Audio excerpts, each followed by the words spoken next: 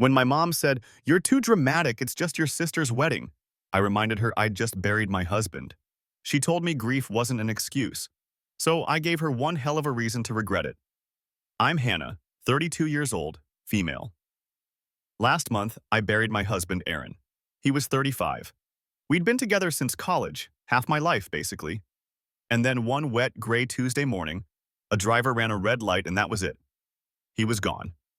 One second I had a partner, a best friend, someone to complain about grocery prices with, and the next I was sitting on a wooden chair at the funeral home, picking out a casket I could barely afford. So yeah, when people say, "I can't imagine," I want to scream. Because I don't get to imagine. I live it. But apparently, according to my mom, Grace, 58, grief has an expiration date.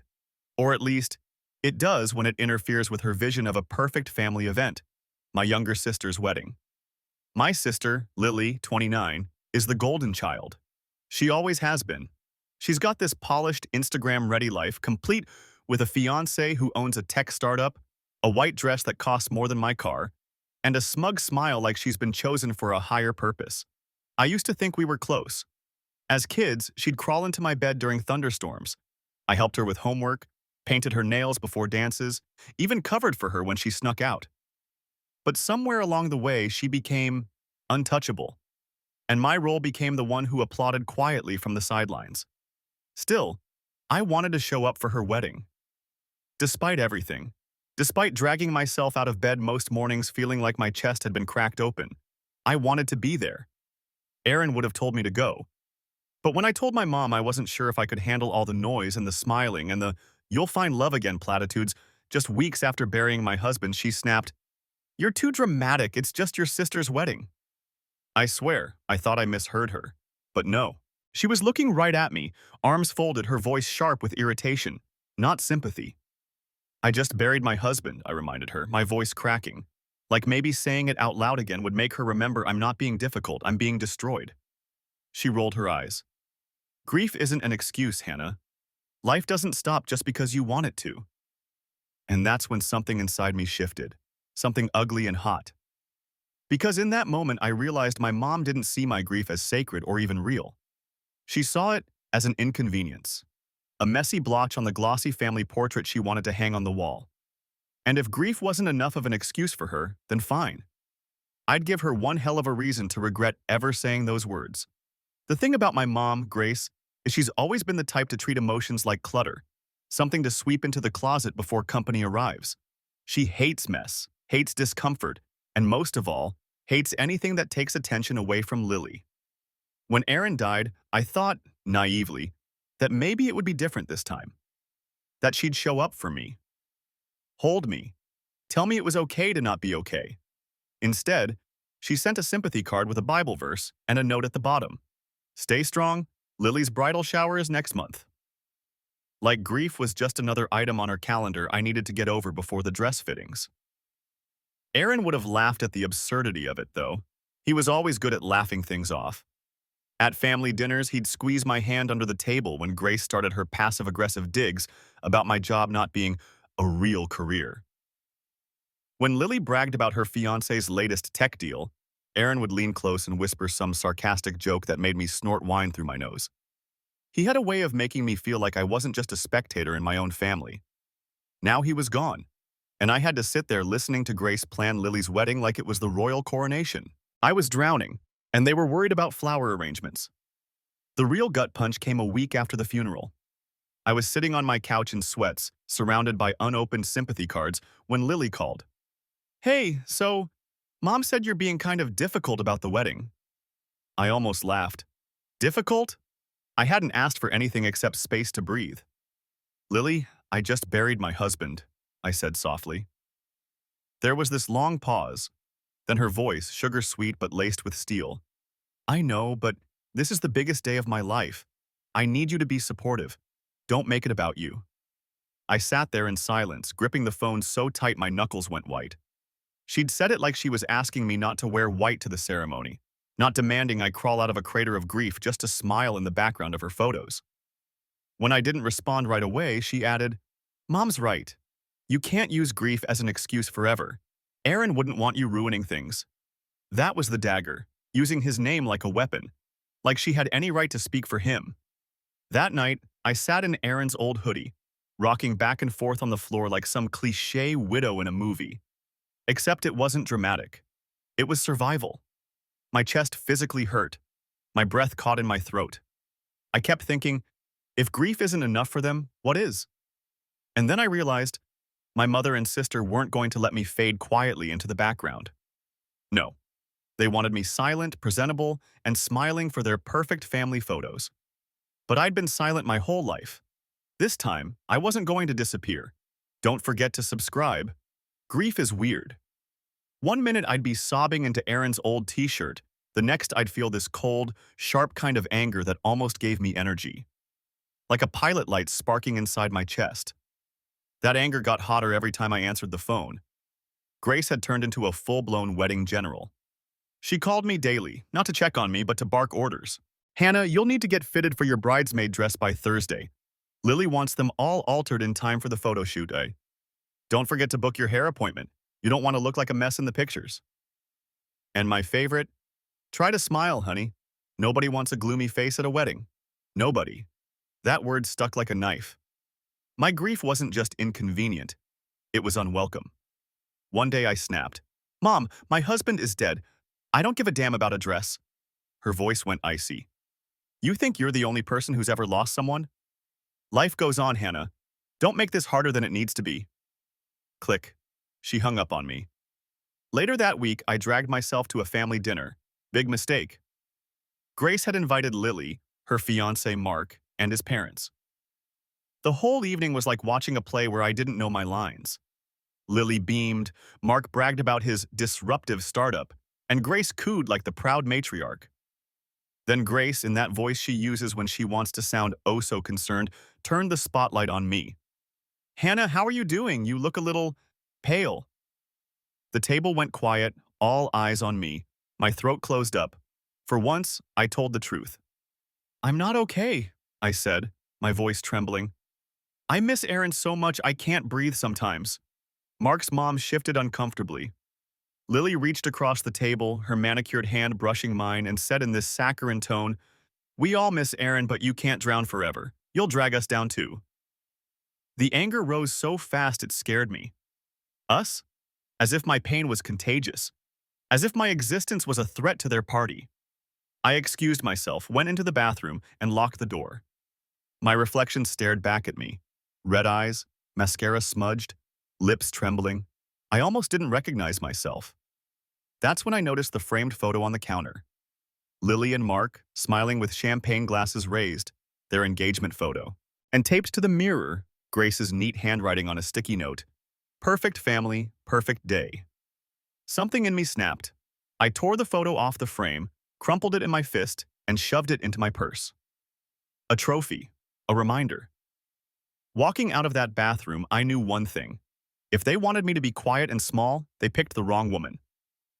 After that dinner, I stopped answering calls. Grace left voicemails laced with guilt and thinly veiled threats. If you embarrass Lily by not showing up, you'll regret it. Do you want people whispering about how unstable you are? And the kicker, Aaron wouldn't want you acting like this. Every time she said his name, I felt my nails dig deeper into my palms. She used my dead husband like a prop. But Lily wasn't content to let Mom do the dirty work.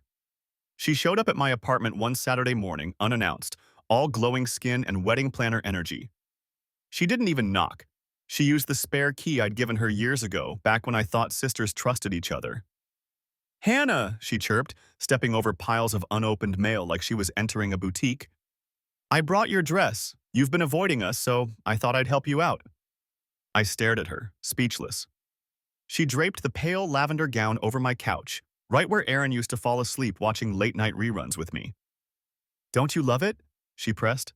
It's slimming, hides the dark circles. You'll look great in photos. My chest tightened. Get out. Her smile faltered. Excuse me? You heard me. Get out. She clutched the dress to her chest like I'd threatened it. God, Hannah, you're so bitter. Do you know how exhausting it is to deal with you? You think the world revolves around your pain, but some of us are actually building a future. I felt my throat close. She sounded just like Grace. I wanted to scream. Instead, I walked to the bookshelf, pulled down the wedding album Aaron and I had made, our photos, our vows, our real future, and shoved it into her hands. Look at that. That's what I lost. That's why I'm bitter. And you want me to just smile through it? For your Instagram slideshow? Her face went pale. She set the album down like it was toxic. You need therapy, she hissed. Then she slammed the door behind her, leaving the dress slumped on my couch like a corpse. That night, I couldn't sleep. I sat on the floor with Aaron's hoodie pulled around me, staring at the crumpled engagement photo I'd stolen from Mom's bathroom. The edges were soft now from how many times I'd unfolded it, smoothed it out, then crushed it again in my fist. I realized I didn't just want to survive this wedding. I wanted to ruin it. Not with tears or being difficult, with precision. With something so sharp, so undeniable, that Grace and Lily would choke on the memory every time they looked at their perfect family photos. That's when the plan started forming. Don't forget to subscribe. Update. Wow, I didn't expect this many people to respond. Honestly, when I hit post, I figured maybe a handful of strangers would skim it, maybe toss a "sorry for your loss" and move on. Instead, I woke up to hundreds of comments and DMs. I read every single one. Some of you made me cry. The people who said, "Your grief is sacred, don't let them cheapen it." Thank you. That hit harder than I can explain. I've been gaslit into thinking my pain is selfish. Hearing strangers say it isn't gave me back a little piece of myself. Others, well, some of y'all went scorched earth. Someone literally wrote, "Burn her wedding dress in the street and dance on the ashes." Tempting, not gonna lie. Another person said I should stand up during the vows and object, full soap opera style. I laughed for the first time in weeks reading that one. Then there were the brutal takes. A few people DM'd me saying, "Don't go to the wedding, cut them off forever." Rational advice, sure. But here's the thing. I don't want to disappear quietly. I've been disappearing my whole damn life in this family. If I skip the wedding, they'll twist it. They'll say I was too fragile, too unstable. Grace will turn me into the cautionary tale she's always wanted me to be. No, if I'm going down loud. So here's where we're at. I've decided I'm going to that wedding. But not to play dress up for their picture-perfect slideshow. I'm going with something else in mind. Because every time Grace says, "Don't make it about you," I hear Aaron's voice in my head. Not his real voice, because Aaron would never shame me like that, but this imagined version of him saying, "Make it about you, Hannah. For once, just once, make it about you. And if they think grief isn't an excuse, fine. I'll give them a reason they'll never forget." I can't spell out everything yet, some details I need to keep close to the chest, but let's just say I've already started gathering material, things that will slice through the glossy facade they've built, things Lily and Grace thought they buried. They wanted me silent. Instead, I'm going to make sure their perfect day cracks wide open. Stay tuned. Once I made the decision, something inside me shifted. Grief was still there, of course it was, but it had teeth now. Every time Grace or Lily tried to box me into silence, I started cataloging weapons. Not knives or guns. No, their weak spots were sharper than steel, secrets, vanity, and the brittle image they'd built of themselves. And I had plenty to work with. First, the wedding album I'd shoved into Lily's hands. She left it behind when she stormed out of my apartment. That album had love in it. Real love, not the Instagram-filtered kind she flaunted. I tucked it into my bag. That would come with me. Second, the crumpled engagement photo I'd stolen from Grace's bathroom, with that sticky note taped to the mirror. Perfect family, perfect day. I pinned it above my desk at home, like a bullseye. But the best material came from pure accident. One night, unable to sleep, I scrolled through social media. Mark had left his Instagram on public, and buried between photos of overpriced cocktails and tech conference panels was a picture that made my stomach drop. Him, half drunk, his arm slung around a woman who was definitely not Lily, tagged even, a coworker. I clicked her profile, picture after picture of late nights at the office that featured Mark's distinct watch in the background, or his stupid leather jacket tossed over a chair. I sat back, shaking. Did Lily know? Or was she so determined to play queen of the fairy tale wedding that she'd looked the other way? Either way, this was a loaded gun just sitting in my lap. But I didn't want to just expose Mark. That would be too clean, too easy. I wanted to time it so that Grace and Lily couldn't sweep it away, couldn't twist the narrative. It had to be public, permanent. Meanwhile, Grace was ramping up her campaign. She actually showed up at my door one morning with a garment bag in hand and said, "I booked you a spray tan for Thursday. You're welcome." I laughed. Actually laughed in her face. "Mom, my husband is dead. You think bronzer is going to fix that?" She bristled, her jaw tightening. "Don't be cruel, Hannah. This is about family." Family. The word curdled in my stomach. After she left, I opened Erin's old laptop, the one I hadn't touched since the funeral. And for the first time in weeks, I didn't feel paralyzed staring at the screen.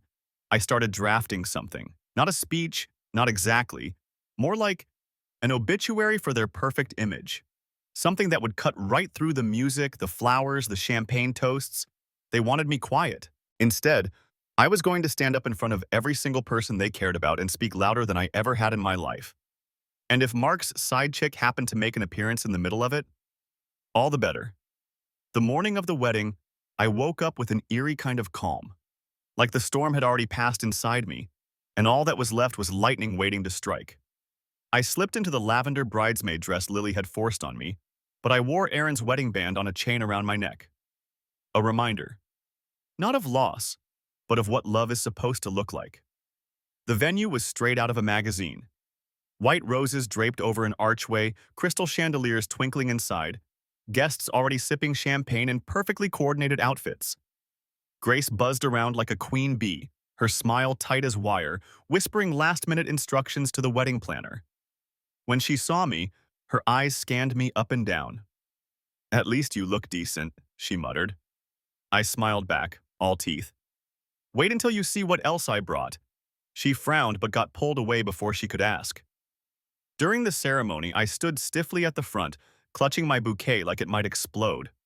Lily glowed in her dress. Mark smirked like he owned the world. It made me sick. When the officiant reached the vows, I felt my chest tighten. This was it. I slipped a folded paper from my bouquet, my hands shaking but steady enough. "I'm sorry to interrupt," I said loudly. My voice carried, slicing through the soft music. Every head turned. The room fell silent. Grace hissed, "Hannah, don't you dare!" But I did. I walked straight to the microphone, the paper trembling in my hands. I wasn't supposed to speak today. I wasn't supposed to exist today except as a prop. But I buried my husband 3 weeks ago, the love of my life. And while I was drowning, my family told me to smile, to get a spray tan, to not ruin the photos. They said grief wasn't an excuse. "So here's your reason." Gasps rippled through the crowd. Lily's face went pale. Grace tried to lunge forward, but a groomsman held her back. I pulled out Erin and I's wedding album, flipped it open to a photo of us laughing, faces pressed together, the opposite of Lily and Mark's staged perfection. I held it high. This is what marriage looks like when it's real. And since we're being honest, I turned to Mark, pulling my phone from my clutch. I mirrored the screen onto the reception projector. Yes, I'd charmed the AV guy earlier. And up popped the photo of Mark with his coworker, arms slung around her, tagged at a hotel bar, followed by a slideshow of her posts. His watch, his jacket, his comments. The crowd erupted, gasps, whispers, Lily's bridesmaids hissing like they were in a courtroom. Lily screamed. Actually screamed, a high-pitched sound that cut through the hall. Mark stammered, tried to laugh it off, but the photos just kept rolling, one after another. Grace shoved through the crowd, red-faced, spitting venom. "You ungrateful little..." But she didn't get to finish because Lily launched her bouquet at Mark's head and shrieked, "You ruined everything!" And I just stood there, calm as stone, while chaos detonated around me. Erin would have loved it. Update 2. So, remember how some of you said, "stand up at the wedding and object"? Yeah, I didn't quite use those words, but I might have just taken your advice and then some. It happened. It all happened. And I'm still buzzing like I drank 10 espressos back to back. First off, let me say, y'all were right. Every single one of you who told me not to sit quietly, not to let them write me out of the story, you were right. For once, I wasn't the forgotten one. I was the loudest damn voice in the room. And the fallout? Whew, where do I even start? Lily's perfect day turned into a circus in under 3 minutes. Guests scattering, gasps loud enough to rattle the chandeliers, People whispering, "Is this real?" Like it was an episode of some reality show. Mark tried to spin it. "It's just work friends," while his side chick's Instagram captions were literally projected on the wall behind him. "Late nights with my favorite guy." Yeah, try explaining that one. Lily lost it. Like, threw her veil on the floor and screamed, "Lost it." She smacked Mark across the face in front of everyone. Her mascara was streaking down her cheeks so bad she looked like a horror movie bride. Grace, meanwhile, was shrieking at me to stop, calling me vindictive, while half the guests filmed on their phones.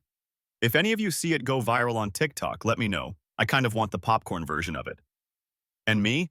I just walked out, calm, head high, Aaron's ring warm against my chest. By the time I got home, my phone was blowing up. Voicemails from Grace. "You destroyed this family." Text from Lily. "I hate you. You ruined my life." And the kicker, from an unknown number that turned out to be Mark's mom. "Thank you. She needed to know before it was too late. So yeah." Do I feel bad? Honestly? No. For the first time since Aaron died, I don't feel small. I don't feel erased. I feel like I honored him, honored myself. They wanted me silent. I made sure every single one of them heard me. And judging from the whispers I heard on my way out, Mark's investors were at that wedding. So were Lily's future in-laws. That perfect family picture, shattered beyond repair. Grace told me grief wasn't an excuse. Maybe she's right. Because what I did wasn't about grief anymore. It was about finally standing up and saying, "I'm here, and you don't get to erase me." Some of you asked if this was revenge or closure. Honestly, it was both, and it was the sweetest damn thing I've felt in months. The days after the wedding felt like walking through the wreckage of a storm I'd created, but instead of regret, I felt clean, lighter. Like all the weight I'd been carrying, my grief, their dismissals, the years of being shoved into the shadows, finally shifted off my shoulders. Grace, of course, went nuclear. She left me voicemails in that shrill, almost hysterical tone she gets when she loses control. "You humiliated us. Do you know how many people were there? Do you know how many will talk about this for years?" As if her reputation mattered more than her daughter marrying a snake. Lily? She blocked me on everything, but not before sending one final text. "You've ruined my life. I'll never forgive you." I stared at it for a while, then deleted it. Funny thing is, she wasn't wrong. I had ruined her fantasy life, but not because I hated her. Because she needed to see reality. Mark didn't even bother with subtlety. His company scrubbed his name from the website within 48 hours. Investors pulling out, rumors spreading like wildfire. The side chick, her name was Rachel, I found out later, posted a cryptic "Sometimes the truth comes out" story on Instagram, which got screenshotted and passed around. By Monday, Lily's picture-perfect wedding was less about romance and more about scandal. I'd be lying if I said I didn't take a little satisfaction scrolling through the fallout. But what surprised me most? The silence. For years, I'd been the dramatic one, the unstable one. Grace loved painting me as a liability. And yet, after the wedding, nobody outside our immediate family pointed a finger at me. Neighbors I barely spoke to stopped me on the street to whisper, "Good for you." Aaron's best friend sent me a message. He'd be proud. Even a couple of Lily's bridesmaids quietly liked one of my posts, as if to say, "We saw the truth." Grace hated that part the most. She wanted me exiled, shamed. Instead, people rallied around me. One night, I came home to find a package on my doorstep. No return address. Inside was the lavender bridesmaid dress, cut into ribbons, with a note scrawled in Lily's handwriting. "You got what you wanted. Happy now?" I laughed out loud. For once, her anger didn't sting. It felt like proof. Proof that she finally saw me as powerful enough to destroy something she thought untouchable. And in a twisted way, that was exactly what I wanted. A week after the wedding, I went to the cemetery. I hadn't been back since the funeral. The grass was still uneven over Aaron's grave, the dirt darker than the rest of the ground.